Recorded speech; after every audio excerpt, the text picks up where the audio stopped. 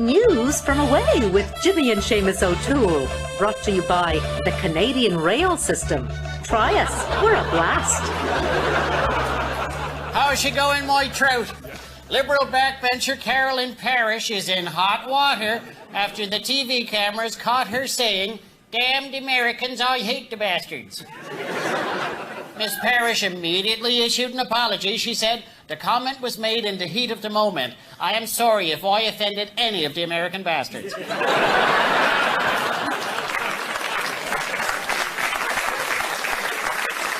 The U.S. introduced a new UN resolution stating its position on Iraq. It's a long, complicated document. We've condensed it so everyone can understand it.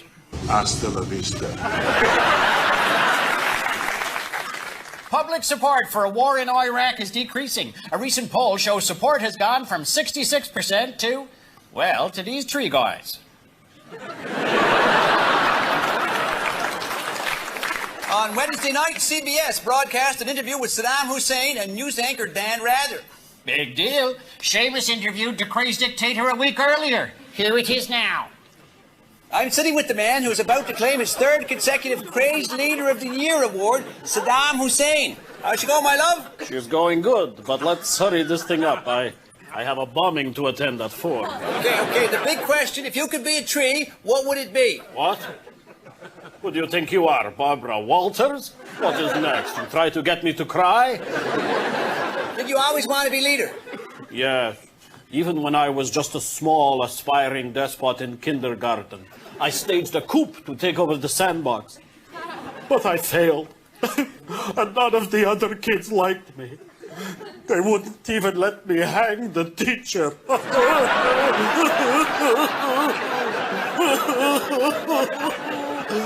One thing for sure, if he were a tree, he'd be a weeping willow. Good interview, Seamus. Thank you, Jimmy.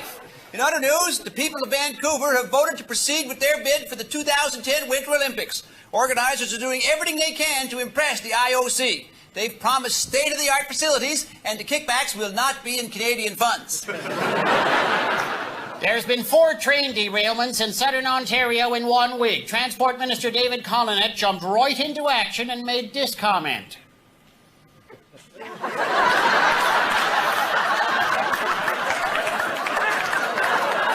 That explains a lot.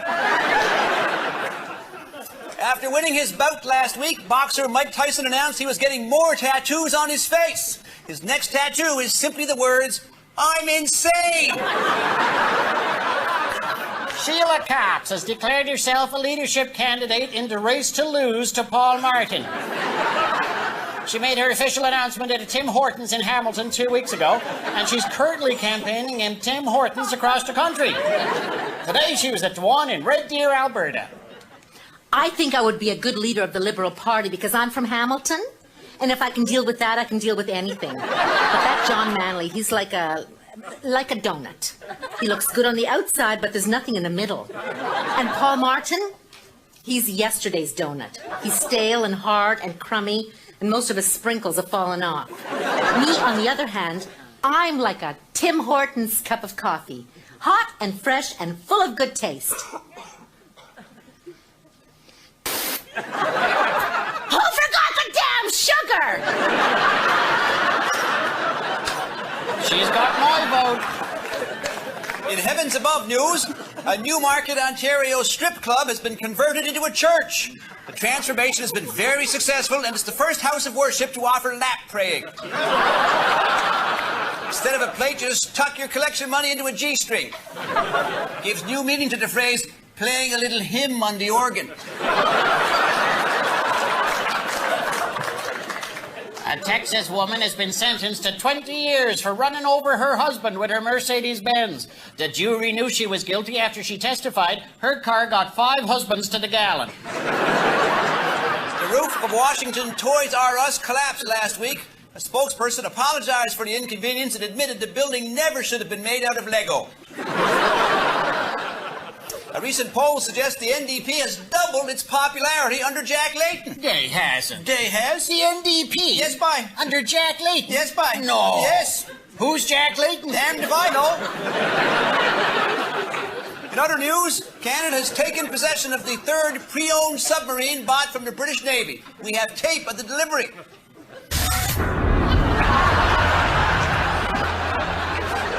A recent study shows 1 out of 2 Canadians is overweight.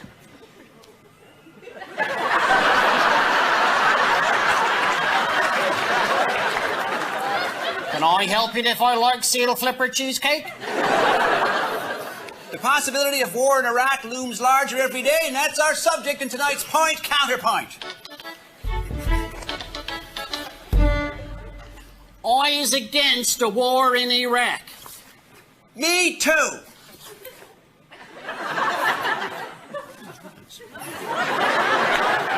And finally, dozens of protesters got naked in a Vancouver park to show their opposition to a war in Iraq. Now, there's some weapons of mass destruction that should be banned.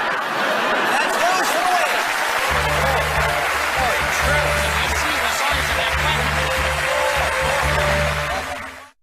week. Well, this is my favorite part of the week.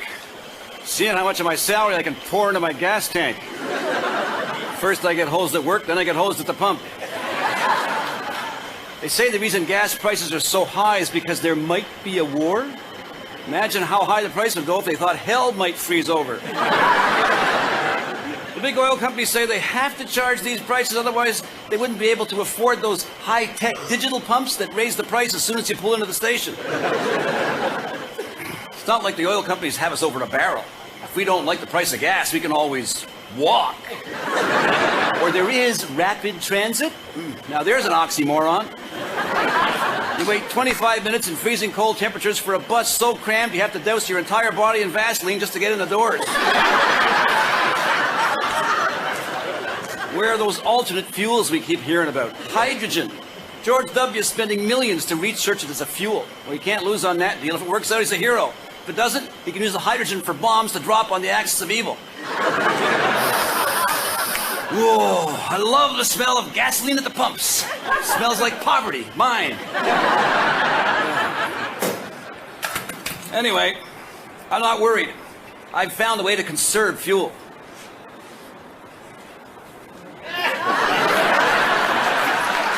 Happy motoring.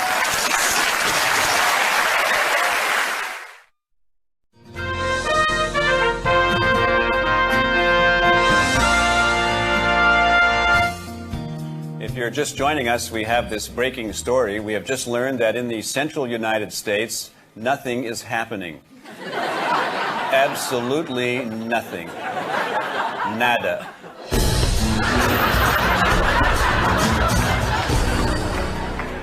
We're just getting the details now, so all we can say at this exact moment is nothing has happened. I repeat, nothing has happened. So let me clarify the situation. As of 8 o'clock Eastern Standard Time, nothing has happened. Which is not to say something may happen soon or something may happen later. But as of now, all we know is that nothing has happened. As for the future, only time will tell. Joining me from Washington to discuss these amazing events is broadcasting's goofiest journalist, Wolf Blitzer. Aaron, the mood here is one of tension as the nation's capital begins to realize that nothing has happened. Amazing. Can you give us any details? Aaron, details right now are sketchy. Apparently, the president was briefed earlier this morning about the possibility that nothing would happen. And obviously, these concerns have proven to be tragically correct. In the White House itself, there's a quiet calm, the kind of calm that calmly quiets in a quietly calming way.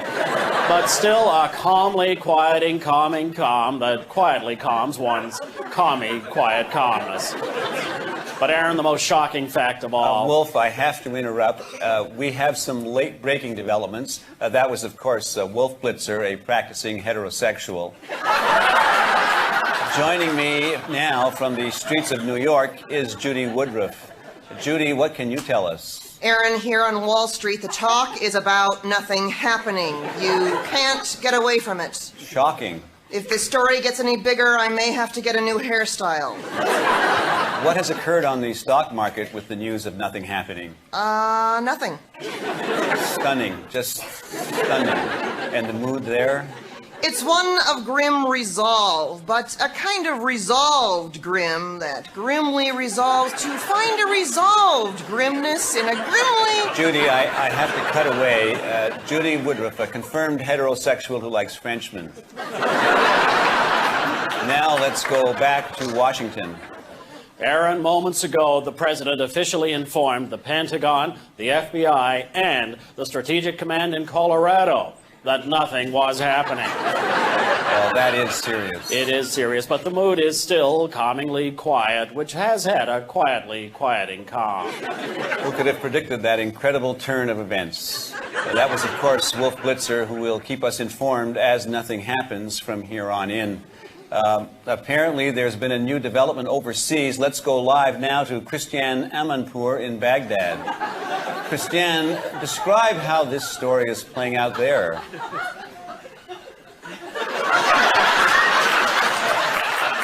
Aaron, as the dawning rays of an unforgiving sun slowly envelop a weary Baghdad, the capital of a historically rich yet troubled land, we've learned the distressing fact that nothing has happened. And is nothing going to continue to happen in the future? I sincerely hope not. Unbelievable news from Baghdad. Thanks to Christiane Amanpour, an acknowledged heterosexual who's into nipple rings. So, as you can clearly see, nothing has happened and continues to do so. I'm Aaron Brown, following the Nothing is Going to Happen alert. And remember to stay with CNN. If nothing happens, you will see it here first. And by the way, I'm a practicing heterosexual.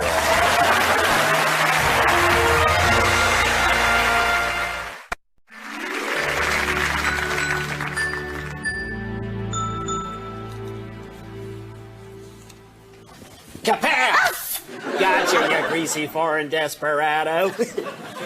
Kapow, you enemy of America. Bang, gotcha, evil gingivitis. George, stop playing around. Sit down and relax. Oh, how can I, honey? The world is full of so many things I don't like, and I can't get the go-ahead to blow them to kingdom come. I want to bomb Iraq. I want to bomb Now, Iraq. you calm down, George. You'll get to bomb Iraq, but you have to be patient. Why are you so obsessed? Well, because there's nothing good on TV anymore. Joe Millionaire is over. The Bachelorette didn't pick me. Laura, my whole world is falling apart. Good thing I didn't give up drinking.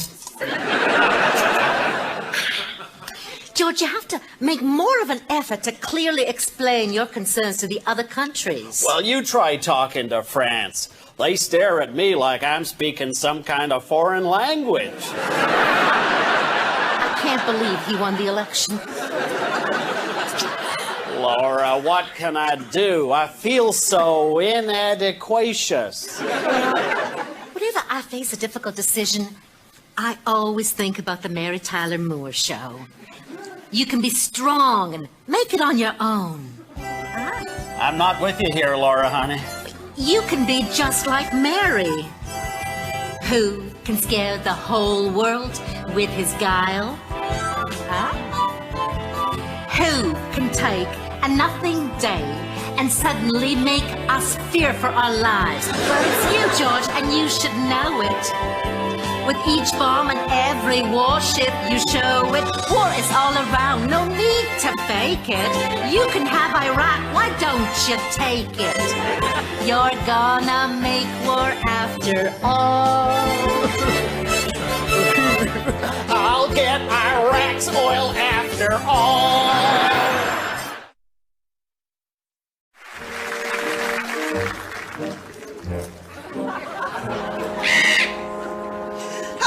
Today, Millie? I'm not talking to you, Eleanor. Good heavens above, thundering worry. What's your problem? You're late. Late? You said to meet you at 9:30? It's only 9:25 now. Yes, but you know I'm always 15 minutes early, so you're late.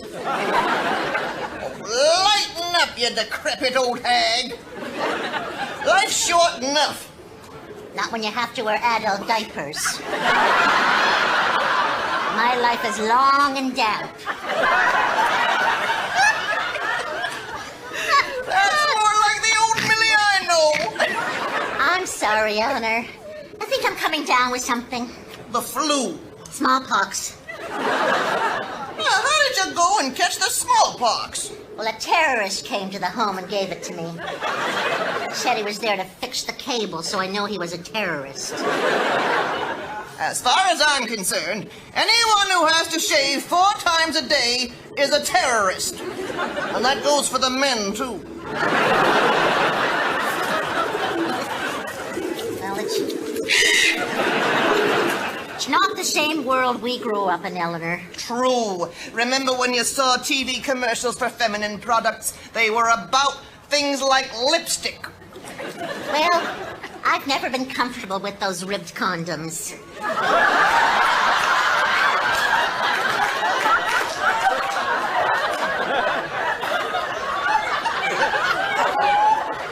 Lipsticks. Right. Well, what did I say?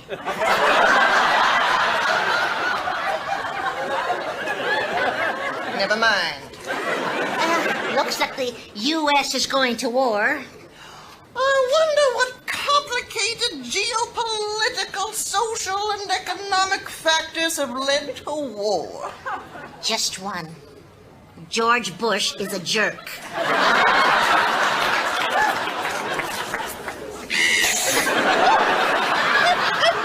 Got the little pecker. I hear Ralph Klein is talking about Alberta separation again.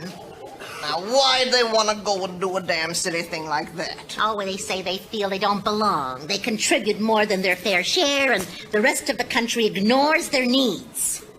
Well, hell, that's no reason to complain. That's what being Canadian is all about.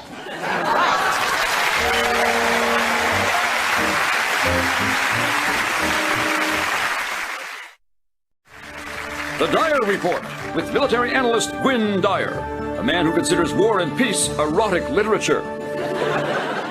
The world is in dire straits. Terrorism is at an all-time high. Americans have not been this freaked out since the Michael Jackson interview. The U.S. government wants every home to have a survival kit. Canadians should follow suit and assemble our own safety kits. Should Al-Qaeda forces penetrate our country's defense system, you will need this quintessential Canadian book, 1001 Ways to Apologize in Arabic. To better defend yourself, your home should be equipped with the weapon currently being used by our Canadian forces. A slingshot and a timbit. Sorry, Jaworski. Biological attacks are a very real possibility. To prevent from inhaling deadly fumes, cover yourself with protective headgear. Here, I brought mine in from home. Not only will you survive chemical assaults, but it's also great for when you visit Grandma. All survival kits should be equipped with water and food. But for Canadians, what's even more important is to have a well-stocked supply of batteries for their TV remote. Because, God forbid, you find yourself trapped in your home when this happens.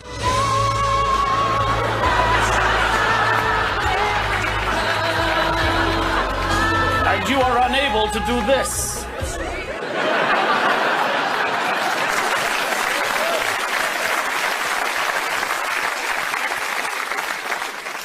Our American friends suggest homes should be wrapped in plastic sheeting held together with duct tape. I suggest you stock up on as much duct tape as humanly possible.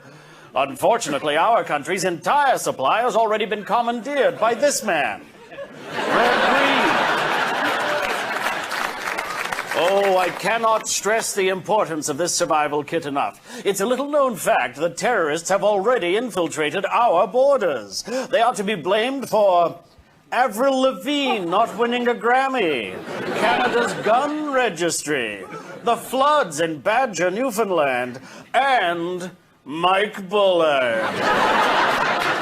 In these dire times, I'm Gwyn Dyer.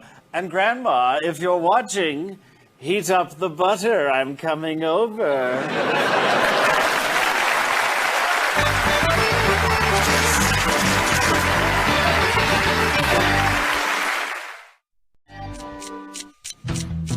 The following is a public service announcement from the Canadian Police Association. Hello, I'm Officer Reg Dunlop. And I'm Officer Lily Braden. In an attempt to reduce the number of people driving while under the influence of narcotics, we created the National Drug Recognition Expert Course. Recently, 17 police officers were the first graduates of the program to earn this special diploma.